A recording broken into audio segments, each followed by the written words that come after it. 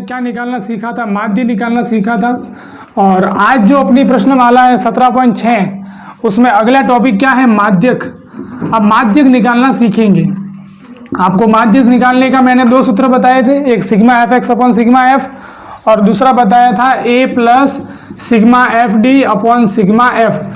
अब ये दोनों सूत्रों को कैसे काम में लेना है, ये ए क्या होता है, डी कैसे निकालते हैं वगैरह, वो भी कल बता दिया था। यानी कि माध्य तो हो गया आपके कंप्लीट। अब ठीक है भाई, जिसने भी ये वाली क्लासें अटेंड की थी उनको पता है कि भाई माध्य कैसे निकालते हैं। अब अगला पूरा अलग टॉपिक है, ठीक है। अब अगर आपको ये वाला अगर पता नहीं है तो कोई नहीं, आप देख सकते हो वापस वीडियो वगैरह देख सकते हो, ठीक है। लेकिन आज जो टॉपिक स्टार्ट कर रहे हैं वो बिल्कुल अलग है, यानी जो पहली बार भी अगर क्लास अटेंड कर रहे हैं तो वो भी आराम से इसको समझ सकता है। तो आज निकालना सीखेंगे, माध्यक निकालना सीखेंगे। तो माध्य के बाद दूसरा टॉपिक कौन सा आ गया, माध्यक। अब माध्यक होता क्या है पहले वो अपन बात करते हैं। माध्यक यानी कि भाई जैसे कि आपको बहुत सारी संख्याएं दे दी, बहुत सारे आंकड़े आपको दे दिए, जैसे कि 7, 6, 3, 1, 10, 11, जैसे आपको ये बहुत सारी आपको संख्याएं दे दी, ठीक है। अब मेरे को क्या बोला है कि इसमें आपको माध्यक ज्ञात करना है इसका। तो माध्यक यानी देखो भाई, आप शब्द को ध्यान से देखिएगा, माध्यक। माध्यक यानी भाई ऐसी संख्या जो कहाँ आ रही है, मध्य में आ रही है। अब ये जो आंकड़े आपको दे रखे हैं, अलग अलग संख्याएं दे रखी है, इनके मध्य में कौन आ रहा है। तो आप यहाँ ऐसे देखोगे तो भी बीच में एक आ रहा है, लेकिन ये एक इसका माध्यक नहीं होगा। आपको मध्य में देखने से पहले आपको क्या करना है कि ये जितनी भी संख्याएं हैं या तो इनको बढ़ते क्रम में जमाना है या फिर घटते क्रम में जमाना है। यानी या तो इसको आरोही क्रम में या फिर अवरोही क्रम में इनको क्या करना है, व्यवस्थित करना पड़ेगा। तो पहला काम क्या करना पड़ेगा भाई, अपन क्या कर लेते हैं, इसको हमेशा क्या करेंगे, आरोही क्रम, यानी कि कैसा क्रम, बढ़ते क्रम में लिखेंगे। अब बढ़ते क्रम में कैसे लिखते हैं, बढ़ते क्रम में सबसे पहले कैसे संख्या लिखनी है, छोटी वाली। तो इनमें सबसे छोटी संख्या कौन सी है, एक है, तो पहले एक को लिखना है। उससे बड़ी कौन सी, 3, तो 3 को लिख दिया। उसके बाद में कौन सी है, 6, तो मैं 6 को लिख देता हूँ। फिर 7 है तो 7 को लिख दिया। 7 से जस्ट बड़ी कौन सी आ रही है भाई, 9 आ रही है। 9 के बाद में 10 और फिर 11। पहला काम करना है अपने को, इनको व्यवस्थित करना है। कौन से क्रम में, आरोही क्रम में या फिर अवरोही क्रम में, कोई भी एक क्रम में कीजिए। अब देखिए, अब आप देखोगे भी इनके बीच में कौन सी संख्या आ रही है, 7 आ रही है, यानी इसका माध्यक क्या हो गया, 7 हो गया। तो बोलो भाई माध्यक निकालना अपने को आ गया, ऐसे माध्यक निकालते हैं। लेकिन अगर आपको इसकी जगह एक और संख्या दे दी होती, जैसे कि आपको इसमें 13 संख्या दे दी, तो अब देखो भाई यहाँ 11 के बाद 13 भी आएगा। अब आप मेरे को बताओ भाई, अब इसका माध्यक क्या होगा। अब इसके बीच में कौन सी संख्या आ रही है, हाँ 7 और 9 दोनों बीच में आ रही है। देखो 3 यहाँ से छोड़ी, 3 यहाँ से छोड़ी, बीच में 2 संख्या आ रही है। अब दोनों में से कौन सा माध्यक होगा। तो देखो जब कभी कभी बीच में 2 संख्याएं मिल जाती है तब माध्यक निकालने का तरीका अलग हो जाता है। तब क्या करना है कि जो 2 संख्याएं मिल रही है उन दोनों को क्या करना है, अपने को जोड़ना है और 2 का क्या कर देना है, भाग। तो भाई 7 और 9 को जोड़ा कितना आया, 16। 16 में 2 का भाग देंगे तो 8, यानी अब की बार इसका माध्यक क्या हो जाएगा, 8 हो जाएगा। यानी जब बीच में 2 संख्याएं मिलती है तो अपने को माध्यक कैसे निकालना है, दोनों को जोड़ के 2 का भाग देकर। और जब बीच में एक बचती है तो वो वाला ही अपना माध्यक हो जाएगा। तो बोलो भाई, अब आज आपको यहाँ माध्यक निकालना समझ में आया। अब ये तो था बिना सूत्र के, अगर इसी को आपको सूत्र से करना है तो भी आप कर सकते हो। देखो क्योंकि भाई यहाँ संख्याएं क्या थी, कम थी, ठीक है। अगर यहाँ पर जैसे कि ये कितनी 8 संख्याएं थी, ठीक है। तो आपने भाई फटाफट पहचान लिया, 3 यहाँ से छोड़ी, 3 यहाँ से छोड़ी, बीच में ये आ रही है। अगर मान लो संख्याएं बहुत ज्यादा होगी तब अपने को फिर मतलब कब देखेंगे भाई, यहाँ से इतनी छोड़नी, वहां से इतनी, तब बीच में ढूंढने में थोड़ी प्रॉब्लम हो जाती है। तो उसके लिए अपने को क्या करना पड़ता है, सूत्र याद रखने पड़ते हैं। अब सूत्र भी देखो इनसे ही बने हैं, ठीक है। ये जैसे अपने निकाले वैसे ही बने हैं। तो पहले मैं आपको 2 सूत्र लिखवा देता हूँ। पहला सूत्र अगर बीच में एक संख्या बचती है तब, और दूसरा सूत्र अगर बीच में 2 संख्या बचती है। पहले तो आपको ये ध्यान देना पड़ेगा कि भाई बीच में एक संख्या कब बचती है और बीच में 2 संख्या कब बचती है। आपने देखा कि भाई अभी देखो जैसे मैंने लिखा था, जैसे कोई भी लिख दो, 7, 8, 9, 10, 11 और 12। अब यहाँ देखो भाई, यहाँ कितनी संख्याएं अपने को दे रखी है, 1, 2, 3, 4 और 5। यानी यहाँ पर वो आंकड़ों की संख्या, ये सारे आंकड़े, ये पहला आंकड़ा, ये दूसरा, तीसरा, तो टोटल अपने को आंकड़े कितने दे रखे हैं, 5। यानी आंकड़ों की संख्या n बराबर कितना हो गया, याद रखना है भी n क्या होता है, आंकड़ों की संख्या। अब आंकड़ों की संख्या 5 दे रखी है। अगर इसमें आपको बोले कि माध्यक क्या होगा, माध्यक क्या हो जाएगा, 9 हो जाएगा, बीच में एक संख्या बच रही है। आपने देखा कि भाई ये 5 कैसी संख्या है, सम है या विषम संख्या है, विषम संख्या है, ठीक है। तो जब भी आपको आंकड़ों की संख्या कैसी दे रखी होगी, विषम संख्या होगी, तो हमेशा बीच में कितनी संख्या बचेगी, एक ही बचेगी। भले देखो आप अब की बार 5 संख्याएं हैं, इसकी जगह में आप कितनी ले लूं भाई, 1 2 3 4 5 6 और 7 ले ली। अपने को पता है भाई 7 भी कैसे विषम संख्या होती है। तो इसमें देखो भाई बीच में कौन आ रहा है, 10। यानी जब भी अपने को n बराबर यानी आंकड़ों की संख्या विषम संख्या दे रखी होगी, तो बीच में सिर्फ एक संख्या बचेगी और वही अपना क्या होगा, आंसर होगा, माध्यक होगा। लेकिन जब आंकड़ों की संख्या आपको सम दे दी, जैसे कि भाई आपको कितना दे दिया, ये 1 2 3 और 4 संख्या दे दी। अब आप देखोगे भी बीच में कौन आ रहा है, 8 और 9 दोनों आ रहे हैं। यानी जब आंकड़ों की संख्या कैसी होगी, सम संख्या होगी, तो बीच में कितने संख्या बचेगी, 2। तो फिर कैसे निकालेंगे भी इनका माध्य कितना आ जाएगा, बोलो कैसे निकालेंगे। 8 और 9 को जोड़ेंगे, फिर 2 का क्या कर देंगे, भाग दे देंगे। तो भाई ये 17/2, अब 17 में 2 का भाग कितनी बार जाएगा, 8.5 बार, 8.5 बार, सही है कि नहीं। तो इसका ये माध्यक हो जाएगा। अब भाई सूत्र लिख देते हैं, ठीक है। अपन सूत्र देखो क्या होता है। पहला आपको ध्यान देना है कि भाई ये n क्या होता है, आंकड़ों की संख्या। आपको देखना है भी आंकड़े कितने दे रखे हैं, आप आंकड़ों को गिन लो। आंकड़ों की संख्या देखो भाई दोनों हो सकती है। पहली, यदि आंकड़ों की संख्या कैसी होती है, यदि n कैसी संख्या है, विषम संख्या है, ठीक है। यदि n कैसी संख्या है, विषम संख्या है, तो अब अपने को देखना है कि भाई इसका सूत्र क्या बनेगा, माध्यक निकालने का। छोटा सा सूत्र है माध्यक निकालने का। तो इसका सूत्र देखो क्या बनता है, n कैसी संख्या है, विषम संख्या। अब विषम संख्या की क्या पहचान होती है कि उसमें 2 का भाग नहीं जाता है। Very good. यानी कि 7 में देखो भाई 2 का भाग नहीं जाता है। अब 7 में मैं क्या जोड़ूं कि फिर ऐसी संख्या बन जाएगी 2 का भाग चला जाए। 7 में 1 जोड़ेंगे फिर 2 का, तब तो पूरा का पूरा भाग जाएगा। यानी अगर अपने को जैसे कि n बराबर 7 दे रखा है, यानी विषम संख्या है, अब 7 में तो भाई 2 का भाग जाएगा नहीं, यानी 7 में मेरे को 1 जोड़ना पड़ेगा। 7 यानी कि भाई 7 यानी कौन, n, तो n में 1 जोड़ूंगा तब तो भाई 2 का भाग जाएगा। यानी कि इसका सूत्र क्या बन गया, n + 1/2, ये इसका सूत्र है। और आगे क्या लिख देना है, वापद, यानी कि n + 1/2 पद। यानी आप देखो भाई n की जगह मैंने 7 लिखा, 7 + 1 कितना हो गया, 8। 8 में 2 का भाग दिया, कितना आया, 4। फिर आगे लिखा वापद, यानी कौन सा पद, 4वां पद। 4वां पद फिर आगे से गिनो भाई, 1 2 3 और 4। 4 नंबर पर जो आए वो वाला पद ही क्या होगा, अपना आंसर होगा। अभी इसके भी प्रश्न कर लेंगे। पहला भाई आपको ये समझना था कि इसका सूत्र कैसे बनना है, क्योंकि भाई n सम संख्या है, सम संख्या में डायरेक्ट 2 का भाग नहीं जाता है, पहले 1 जोड़ना पड़ता है फिर 2 का भाग देना पड़ता है।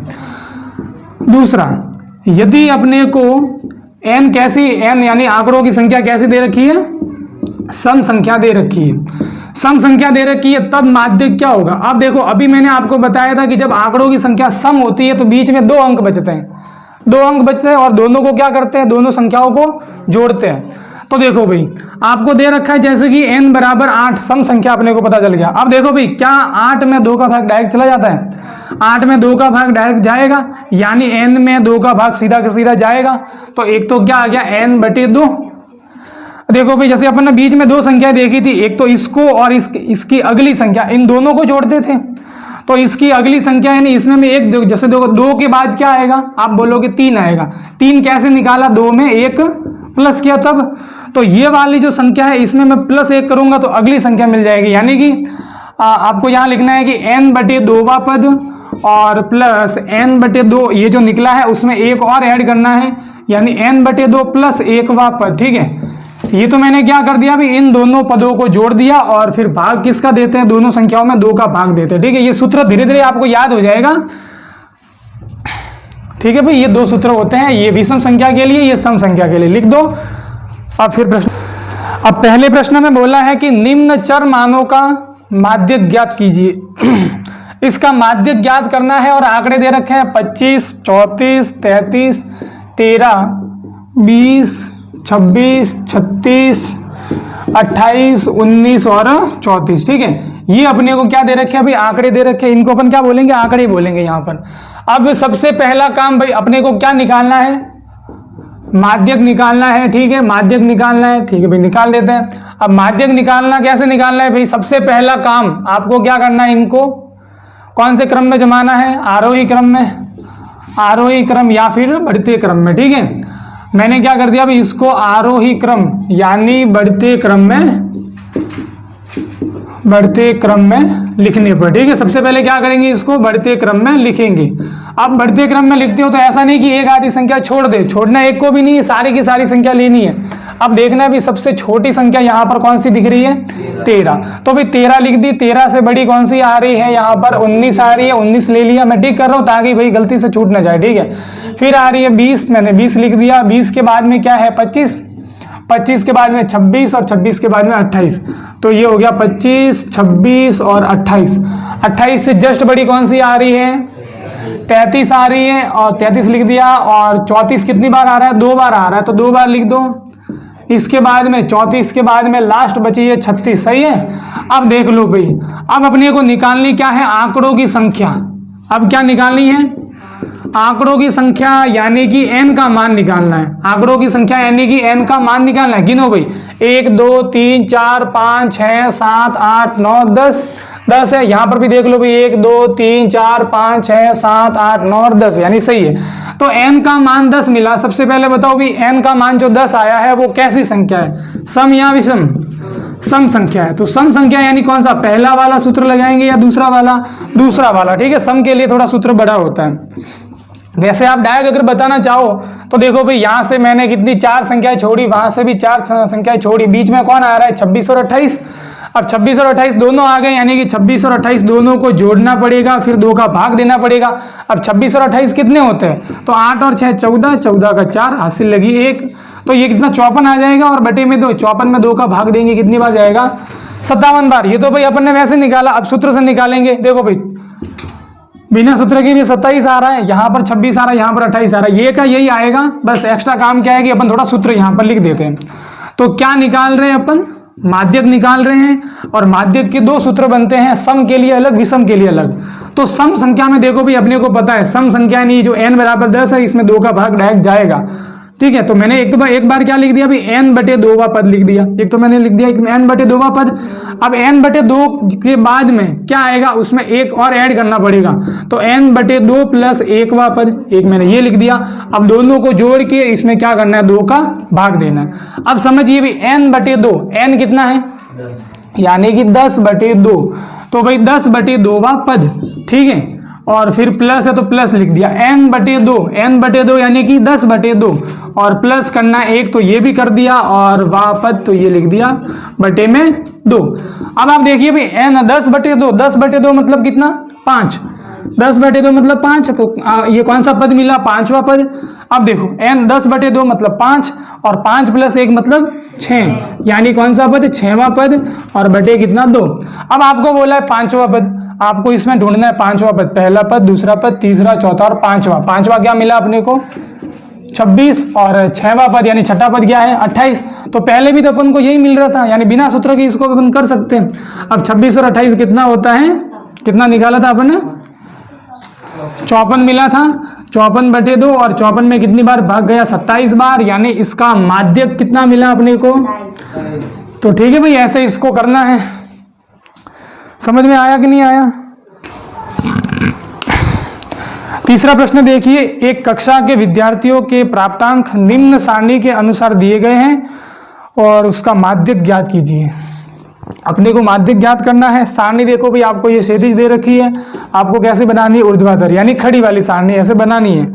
तो पहला आपको दे रखा है प्राप्तांक। तीसरे प्रश्न में आपको भी किताब में देखिएगा सारणी अलग तरीके से दे रखी है, आपको एग्जाम में भी ऐसी दे रखी होगी। अब इसको कैसे बनाना है, पहला प्राप्तांक है तो प्राप्तांक लिखा, दूसरा क्या दे रखा है, विद्यार्थियों की संख्या, तो इसको मैंने यहां लिख दिया विद्यार्थियों की संख्या। ठीक है, अब देखो भाई, माध्यक निकालने का तरीका आप पहले वाले से अलग हो जाएगा, क्योंकि अब की बार आपको सारणी के रूप में आंकड़े दे रखे हैं। पहले डायरेक्ट आपको दिए थे, अब सारणी के रूप में दिए हैं, तो तरीका चेंज हो जाता है। तो पहला काम तो ये है कि अपन ने माध्यक, जब माध्यक निकालने थे तब आपने देखा था ये x और f आते थे। x क्या होता था, वर्ग होता था, f क्या होती थी, बारंबारता। मैंने बताया था जो पहले आएगा वो x होगा।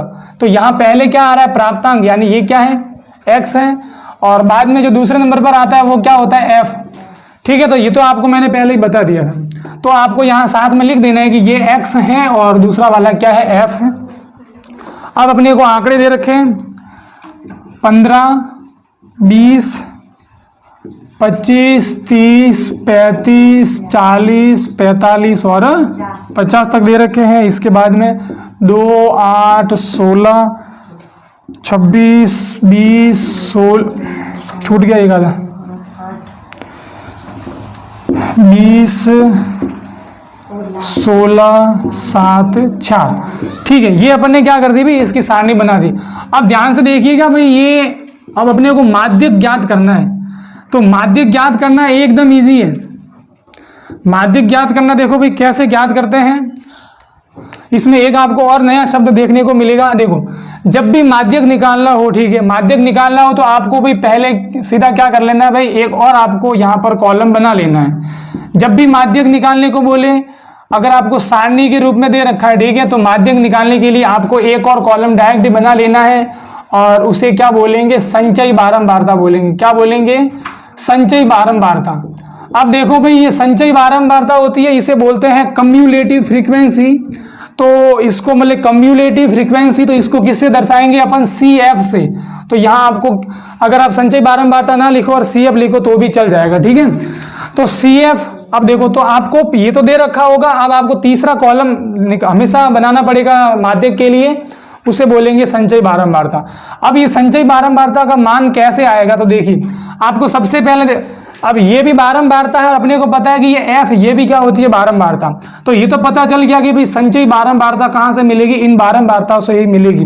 तो पहली बारंबारता क्या दे रखी है आपको, 2 दे रखी है। तो 2 के सामने ऐसे ही आप डायरेक्ट लिख दो, फिर 2 लिख दिया।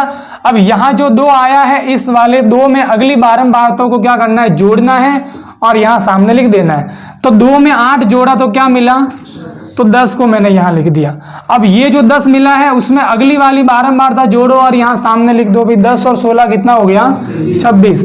अब 26 में अगली बारंबारता 26 जोड़ेंगे तो कितना आ जाएगा, 52। 52 में अगली बारंबारता जोड़ेंगे, क्या आएगा, 72। यानी कि आपको पहले वाली में ये दूसरी वाली जोड़नी है और या सामने लिख देनी है। 72 में 16 जोड़ेंगे तो कितना आ जाएगा, 88 आ जाएगा। और 88 में 7 जोड़ेंगे तो कितना आ जाएगा, 95 आ जाएगा। 95 में 4 जोड़ेंगे तो कितना आ जाएगा, 99 आ जाएगा। देखो भाई, ऐसे ये संचयी बारंबारता निकालनी एकदम इजी है। पहले वाले को डायरेक्ट लिख दो, फिर 2 में 8 को जोड़ो, सामने लिखो, 10 में 16 को जोड़ो, सामने लिखो, ठीक है। आपको ये लाइनें ऐसे नहीं खींचनी है, तो मैंने ऐसे आपको बताया है कि ये इस तरीके से निकालते हैं। अब आपको कंफर्म करना है कि ये लास्ट में देखो भाई 99 आया है। अब आप इनको जोड़ के देखिए, ये क्या है, F है, और F का योग करेंगे यानी टोटल करेंगे, वो क्या कहलाता है, सिग्मा है, पहले ही पढ़ा था। लेकिन यहाँ सिग्मा F की जगह अपन इसको क्या लिखेंगे, N लिखेंगे। यानी सिग्मा F क्या होता है, N भी होता है। तो सिग्मा F यानी N जो होता है वो कैसे निकलेगा, इनको जोड़ कर, 2 और 8 10 होता है, 10 और 16 कितना हो गया, 26 हो गया, 26 और 26 52 हो गया, 52 और 20 72 हो गया, 72 और 16 88 हो गया, 88 और 7 कितना, 95 और 4 99। यानी इनको मैंने ऐसे जोड़ा तो भी 99 और यहाँ पर भी लास्ट में क्या आ रहा है, 99। अगर ये दोनों सही है, बराबर आ रहा है, मतलब सही निकाला है। अगर यहाँ पर भी अलग आ रहा है लास्ट में और यहाँ पर भी योग अलग आ रहा है, मतलब एक आधे में कोई गलती अपन ने की है। अब देखो, तो जो सिग्मा F जिसको पहले बोलते थे, अब उसको क्या लिखेंगे अपन, N लिखेंगे, ठीक है। N वो ही होता है, सिग्मा F ही होता है। अब आपको क्या करना है कि जो N दे रखा है उसमें 2 का देना है भाग। N कितना निकाला, 99, तो आपको 99 में क्या करना है, 2 का देना है भाग। अब इसकी जगह देखो, यहाँ 99 की जगह अगर आपको N का मान 100 मिला होता तो 100 में आप 2 का भाग देते, कितनी बार चला जाता, 50 बार, पूरा का पूरा चला जाता। लेकिन यहाँ पर 99 है तो भाई पूरा नहीं जाएगा, पॉइंटों में भाग जाएगा। तो 99 में देखो भाई 2 का भाग देना है, हमेशा 2 का ही भाग देना है, ठीक है। तो 2 का भाग दिया, 2 का पहाड़ा 4 बार बोला, 8 आया, 9 में से 8 गया, कितना बचा, 1। अब ऊपर से मैंने 9 को उतारा। अब 2 का पहाड़ा 9 बार बोलेंगे, कितना आएगा, 18 आएगा, 19 में से 18 गए तो 1 बचा। अब पॉइंट लगा के यहाँ क्या उतारा, 0। अब 2 का 10 में कितनी बार भाग गया, 5 बार। देखो भाई पूरा का पूरा भाग चला गया, कितनी बार गया ये, 49.5 बार, ठीक है। कभी कभी पूरा भाग भी जाएगा, कभी कभी पॉइंटों में भी जाएगा, लेकिन भाग हमेशा किसका देना है, 2 का ही देना है। अब आपने ये n/2 जो निकाला है, आपको यहाँ देखना है कि ये जो संचयी बारंबारता है, इसमें आपको देखना है कि ये जो 49.5 आया है n/2 का मान, इससे जस्ट बड़ी संख्या कौन सी है, जस्ट बड़ी संख्या। यानी कि मतलब इससे जस्ट, जैसे ये तो वैसे 99 भी बड़ी है, लेकिन इससे जस्ट बड़ी कौन सी है, 52 बड़ी है। ठीक है, आपने देखा कि भाई कौन सी संख्या बड़ी है, ये 52 क्या है, बड़ी है। तो आपको क्या कर लेना है कि ये जो 52 वाला जो ये पूरा है, ठीक है, ये रो है पूरी, इसको पेन से क्या कर लेना, एकदम ऐसे डार्क कर लेना। ठीक है, अलग दिखाने के लिए अपने क्या कर दिया, इसको थोड़ा डार्क कर दिया।